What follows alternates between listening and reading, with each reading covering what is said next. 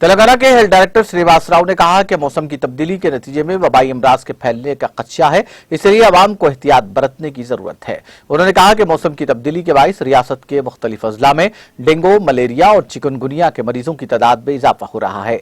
उन्होंने कहा कि जहरीले बुखार पर काबू पाने के लिए सख्त इक़दाम करने की जरूरत है। श्रीनिवास राव ने कहा कि वबाई अमराज में इजाफे के पेश नजर माहिरीन सेहत ने आवाम को मुहतात रहने की जरूरत पर जोर दिया है। उन्होंने कहा कि मास्क का इस्तेमाल करने से वायरल इन्फेक्शन और माहौलियाती आलूदगी के मसाइल से हिफाजत हो सकती है। उन्होंने कहा कि हैदराबाद में वाक़ई मुख्तलिफ हॉस्पिटल्स में वबाई अमराज से मुतासिरा मरीज बड़ी तादाद में ज़ेर इलाज हो रहे हैं।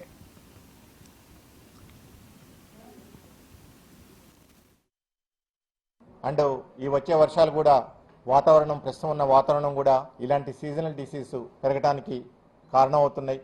ఈ సీజన్కి సంబంధించి వాటర్ బోర్న్ డిసీజ్ కానివ్వండి, అంటే నీళ్ళ ద్వారా వచ్చే వ్యాధులు, వెక్టర్ బార్న్ డిసీజ్ అంటే దోమల ద్వారా వచ్చే వ్యాధులు, ఈ డిసీజ్ సంబంధించిన అన్నిటికి కూడా అన్ని రకాల జాగ్రత్తలు తీసుకున్నాం।